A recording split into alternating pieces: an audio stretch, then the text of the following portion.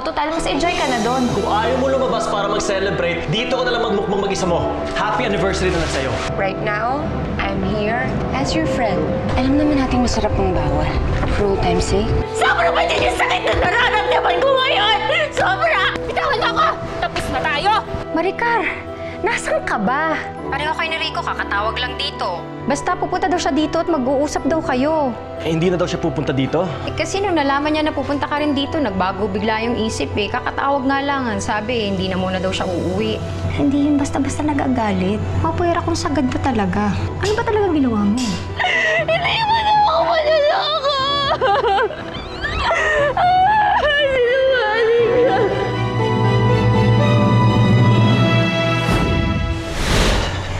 Paano mo nagawa sa kapatid ko yon? Nagtiwala siya sa'yo. Nagtiwala kami sa'yo. At hindi ko naman sinasadya eh. Masama yung loob ko. Lasing ako. Wala, naging mahina ako. Anong klaseng asawa ka? Anong klaseng ama ka? Ha? Hindi mo lang inisip yung pamilya mo? Ate, hindi ko nga sinasadya eh. Hindi ko ginusto to. Mahal ko ang pamilya ko. Mahal ko si Maricar. Mahal na mahal ko yung asawa ko. Hindi ko kaya mabuhay na wala siya sa akin.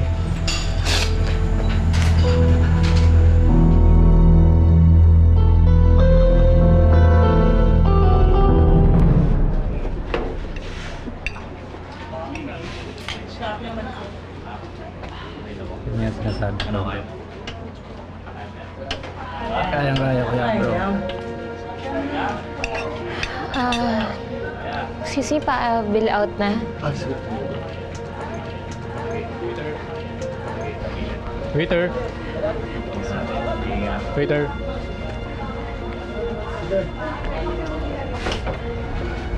Pagsubok lang kami dito eh. Tingin mo. Yan, bro. Ma'am, pinabibigay po nila.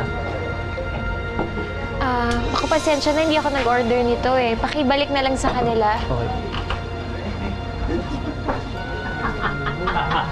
Pinababalik po. Alins! Alay! Ano? Ano pa?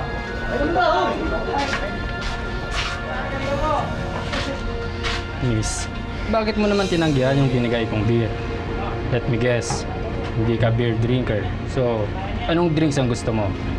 Wala akong ibang gusto. Ang gusto ko lang umalis ka dito. Since charge ka na lang sa room, salamat ah.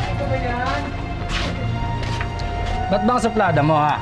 Ano ba? Bitawan mo nga ako! Miss, Bitawan mo sabi ako nakikipagkaibigan eh. lang ako. Bitawan mo nga ako! Ano ba? Ang bastos! Ano ba? Bitawan mo sabi ako eh! Hoy! Ano ba? Ikaw ang bastos! Sino ka ba, ha?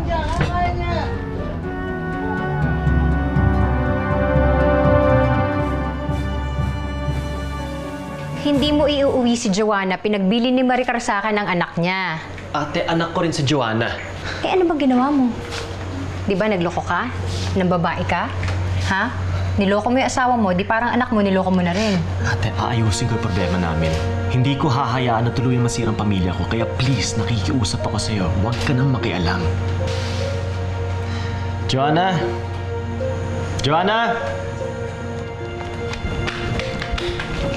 Bakit pa, Daddy? Tara, baby. Huwag na tayo. Hoy, Daddy. Si Mami, akala ko po ba umalis siya? Pauwi na rin ba siya sa bahay natin? Baby. Baby. Daddy will find Mommy. Daddy will make everything all right again. I promise you that. Okay? Come here.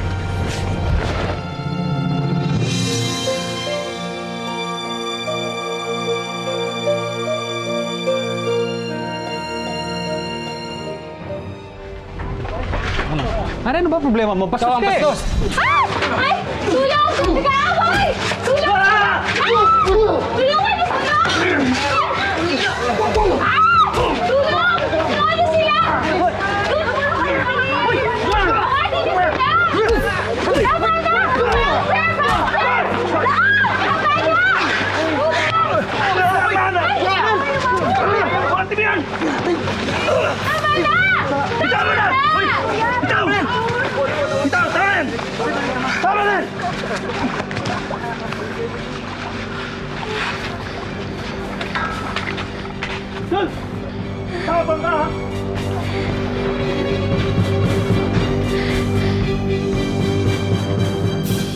Galing ako sa bahay ng kapatid ni Maricar.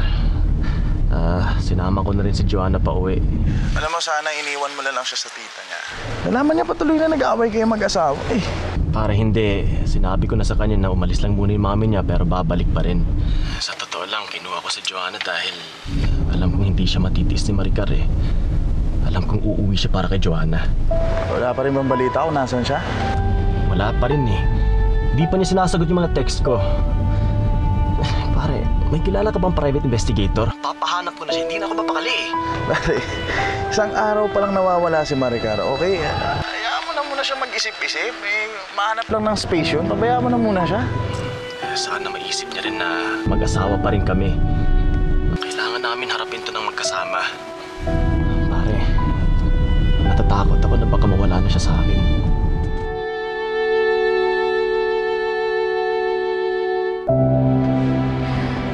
Eto, pasensya ka na nadamay ka sa gulo. Wala nga. Ikaw, kumusta ka na? Ayos lang ako. Sige, mauna na ako. Sandali, samahan na kita. Ikaw si Sandra, di ba? Nakita ko lang yung pangalan mo dun sa register sa lobby. Samahan na kita. Sandra, ako nga pala si... Pasensya ka na. Ayoko ma-offend ka. Kaya lang kasi gusto ko lang maglakad mag-isa. Pero salamat.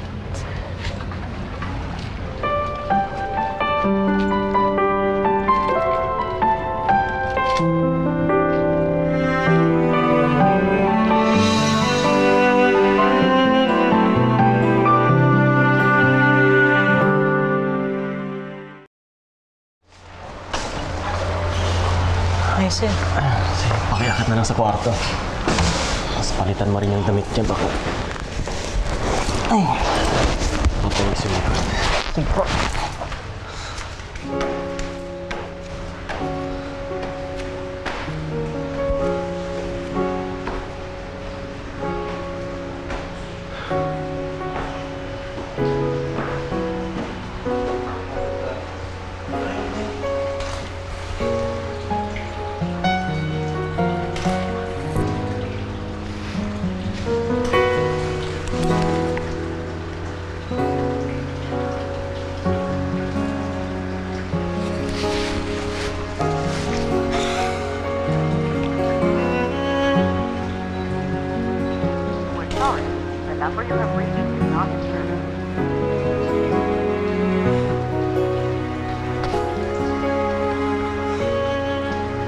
Nasaan ka na?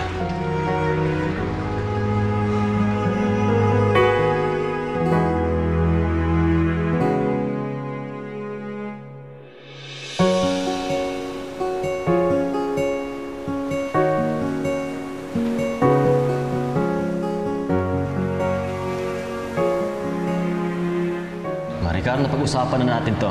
Hindi na tayo matutuloy sa Bataan. May major event yung kumpanya na tatama sa araw na yon. Mahal kasi napabuko na to eh. Tsaka excited na si Joanna na mag-beach tayo. Baka naman pwede, huwag ka na lang umatin doon. Alam mo ba kung anong hinihingi mo sa akin? Launching yun ng bagong produkto at endorser ng kumpanya. And everyone is expecting me to be there dahil isa ako sa mga big boss. Siyempre, hindi ko ipagpapalit sa isang beach trip na pwede naman natin i-postpone. Anong ibig mong sabihin? Mas importante pa yung event na yan kaysa sa trip ng pamilya natin? Oh, here we go again. Pwede ba, Maricar, for once, ako munang isipin mo, please? Iniisip kita araw-araw. Kung ano susuotin mo, kung ano oras ka uuwi, kung sino kasama mo, kung kumain ka, lagi na lang ikaw. Pwede ba kami naman? Maricar, hindi mo ba nakikita, hindi ko pwedeng gawin yon dahil hindi ko pwedeng iurong yung event ng kumpanya para ma-accommodate nila yung personal schedule ko. Ah, ganun ba? Eh di sige, di lambingin mo na lang si Tessa. Total, close naman kayo eh. Beach trip at personal schedule ko ang pinag-uusapan natin dito. Paano't napunta kay Tessa? Eh kasi sa nakikita ko, mas hawak pa niya yung buhay mo. Daig pa nga niya ako eh. At baka kailangan magpa-appointment din kami para makasama ka namin. Alam mo, may tatapusin pa ako. Sayang lang yung oras ko kung makikipagtalo na ako sa'yo dito.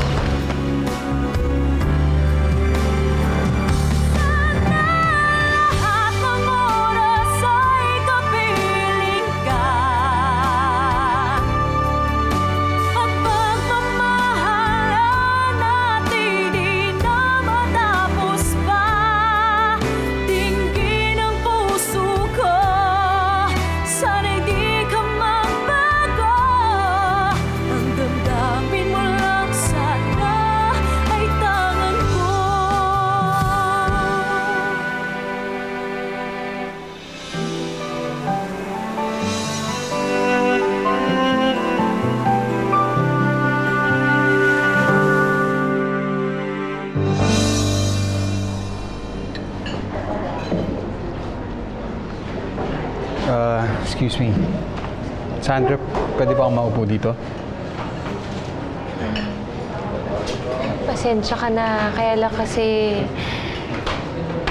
gusto ko talaga mapag-isip That's kung okay lang Okay sa'yo. lang, okay lang. I understand. Sorry. Pasensya. Sige, sandali. Naku, siguro dahil sinave mo ko, yan na lang yung pinaka may offer ko sa'yo. Ako na lang. Sigurado ka? Okay lang? Sige.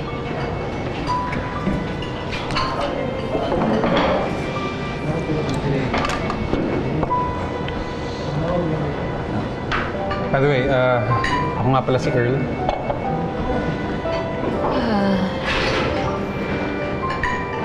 Sandra.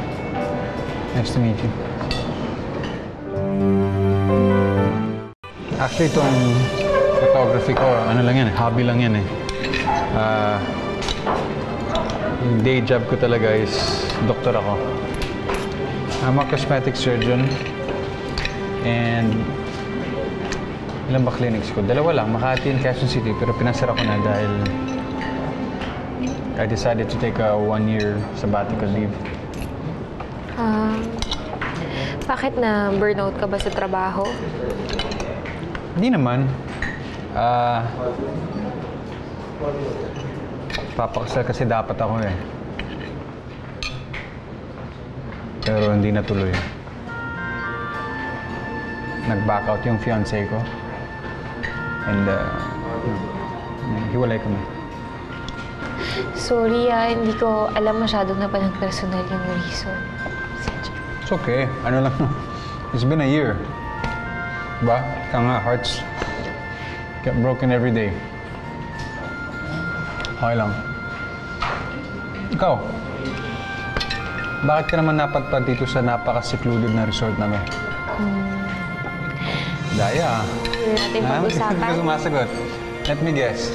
Problema din sa pag-ibig. Huwag na natin pag-usapan. Tsaka, ano pala, masyadong okay na ako. Late na rin. Ha? Kailangan ko nang umalis. Late? Yung bill na lang, sagot na kita. Treat na kita. No, of course not. I'll take care of this. Okay? Hindi na, ako na lang. Parang tukin ko na lang sa'yo I'll take care of this.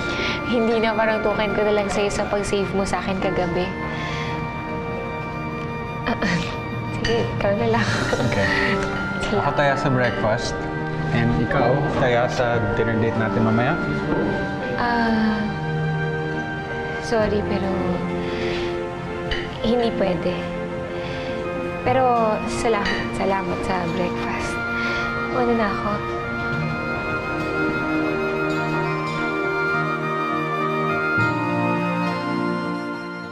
Good morning, ma'am. Are you looking for Mr. Santos? Wala pa po siya eh.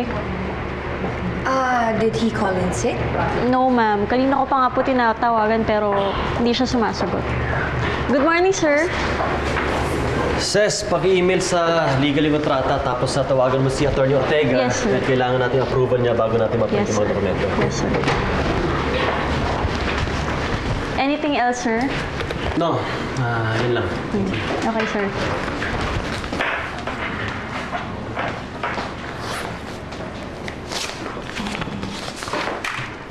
Hi, good morning. akala ko hindi ka papasok ngayon dahil sa nangyari. Bumalik na ba si Maricar? Tessa, I would really appreciate if you don't talk about my personal life here. Pumasok lang talaga ako ngayon para ayusin yung mga kailangan ayusin para sa contract signing. Okay, that's good. I'll see you later then. Bye.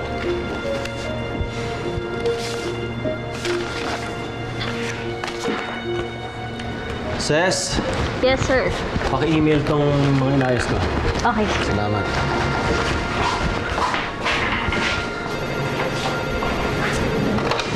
Hello? Ate Mimi, ano? Tumawag naman si Maricar? Wala eh. Out of reach pa rin yung phone niya hanggang ngayon eh. Sige. Papatulong na ako. Bye.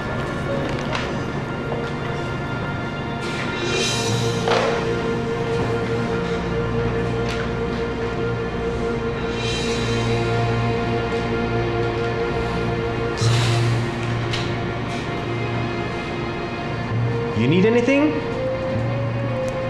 No, nothing.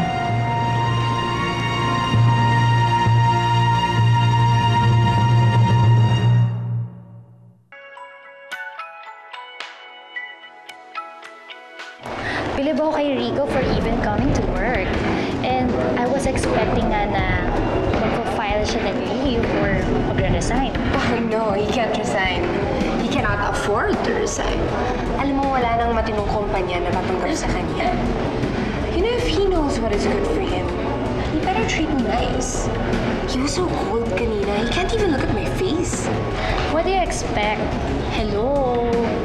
Iniwan siya ng asawa niya dahil nahuli niya kayo. And you can't mix business with extramarital affairs. And you do not give me unsolicited advice. Pwede ba yung problema na lang ng kumpanya yung ayusin mo? At huwag yung buhay ko. Okay, fine. Fine. Ses, pakilagay na lang yung kontrata doon, tapos alis na rin ako. Hi, Rico. Have you eaten? Do you want wine or anything? Binigay ko na lahat ang kailangan ko ibigay para sa contract signing. I have to go now. No, you can't leave. You have to stay here. Wala pa yung endorsers natin, so you have to stay here with me. Tessa, I'm not needed here. Hindi ko na kailangan mag-PR dito. And as far as my job description goes, tapos na ako sa araw na to. Tapos na ako sa event na to, sa trabaho na to. Can I remind you that you are talking to your boss? And when I say you stay here, you don't go anywhere. Can we just keep this strictly professional between the two of us? Look, I will do my job, and I will do my job well. If you're gonna fire me for doing my job well, then that's your loss. Excuse me, I have to look for my wife now. Mr. Santos, Ma'am Tessa, can we interview you for our live update bago dumating si Miss Amanda? Yes, we're ready. Right, Rico? Yes, our endorser Amanda Daniels fits perfectly for the brand of Real Beauty Cosmetics. My partner here suggested that we get her. He really has an eye for her beauty. Kapal yung mukha niya. Ano kaya yung mga bagay-bagay that Pinakita niya pa sa buong mundo yung kawalang Real hiyaan Beauty niya. Cosmetics? The credit goes largely to my handsome business partner here. And I'm very lucky because he's very much dedicated to his work kasi pinag-aralan niya talaga yung strategy para mag-switch ng brand yung market. Well, of course, hindi lang puro ako. It's mostly Tessa talaga dahil this company, it's really her baby. Yeah, it's my baby. I'm the mother and Rico is like the father to this baby and we're perfect partners, right, Rico? Ayop kayo! Ayop kayo! Ayop kayo!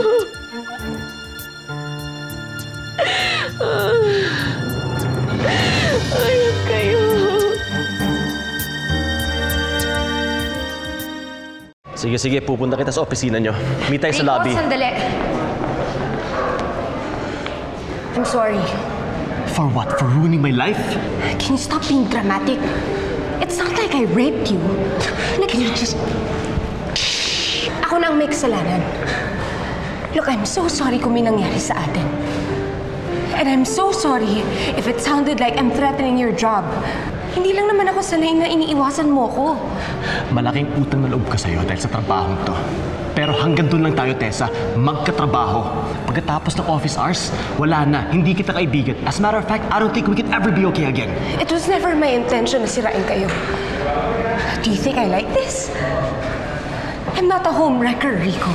But please tell me, ano ba ang kailangan kong gawin para patawarin mo ko? Sige, tama ka. Hindi lang ikaw may kasalanan dito. Hindi naman mangyayari to kung hindi ko hinayaan eh. Kaya ako yung bobo dito. Ako yung may mali. At dahil dyan, nakakarma tuloy ako. Nawawala si Maricar. Nawawala ang taong pinakamamahal ko.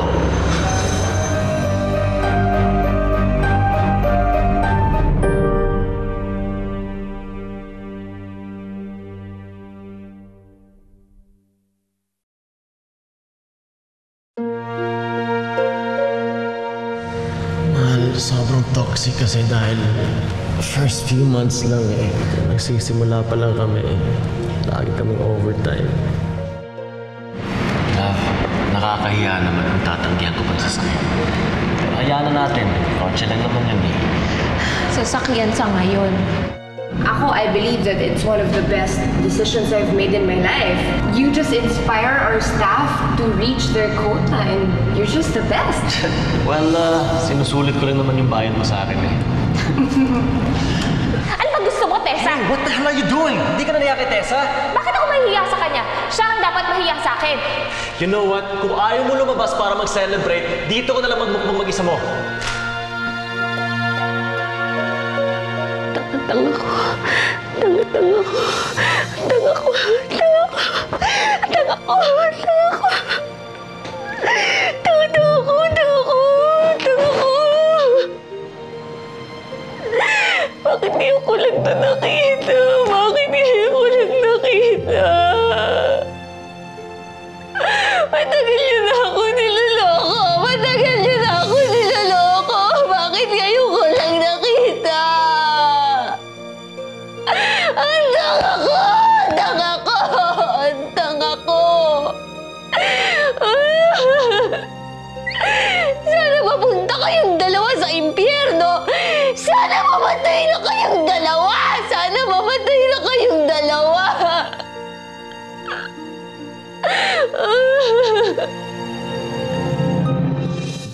Baby, you listen to Yaya na. Matulog ka ng maaga. Hanapin pa ni Daddy si Mami. Hinahanap? Hindi mo ba alam kung nasa si Mami? No. I mean, hahanapin pa ni Daddy yung lugar kung nasan si Mami. Medyo malayo kasi. Bakit ba naman kasi umalis pa mag-isa si Mami? Sana sinama niya na lang tayo. I miss Mami. I miss her. I know, baby. I miss her too. So much. Don't worry na ha. Makikita mo rin ulit si Mami. Go to sleep na ha. Good night. Love you. Oh, bili ni Daddy ha. Matulog ng maaga. Sige na. Namasan ko na, Mami. O anong plano mo? Kala ko magre-resign ka na sa trabaho. Jarel, sa totoo lang gusto ko na talagang umalis dito. Pero alam mo naman ang posisyon ko dito sa industriya, di ba? Teka, hindi ba magagalit si Maricar pag nalaman niyang tatrabaho ka pa rin sa kumpanya ni Tess? Oo, pero ayoko na muna isipin yon. Ang mahalaga, mahanap ko na si Maricar. 2 araw na nakapatay ang cellphone niya. Nababaliw na ako sa kakaisip kung nasan ba siya, kung ligtas ba siya, kung ano bang nangyayari sa kanya. Wala ba siyang ibang kamag-anak na matutuloyan? Wala? Gano'n? Wala eh. Tinawagan ko na yung mga kaibigan niya, yung mga dating office mates niya, pero wala eh. Hindi ko na alam kung saan ako maghahanap, pare.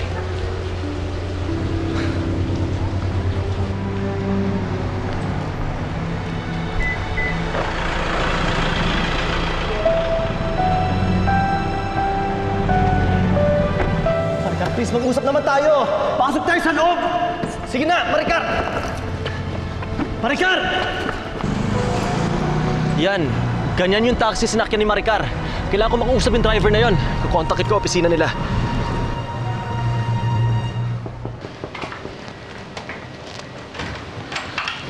Oh, Sandra. Patalaw ka. Hindi, yung tungkol kasi dun sa... yung sa offer mo kaninang umaga. kung okay sa'yo mag-dinner.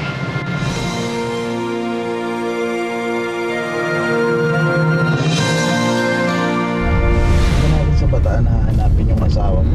Daming resort dun eh. Meron siyang resort na gusto niyang puntahan doon. Uunahin natin yun. Parang nararamdaman ko na kailangan kitang protektahan, pasayahin. May dahilan kung bakit tayo nagkita.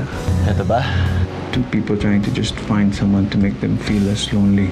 I'm sorry kung napaasa kita pero wala akong masamang intensyon. I was hurt kaya I acted that way. Ayaw mo sa gusto. Akin ka, Sofia! Akin ka! Hindi ako yung ex-girlfriend mo kaya please naman pakawalan mo na ako! Bilis, tumawag ka ng gobyerno! Bilis! Kamusta ka na? Si Earl to. Cosmetic surgeon ako.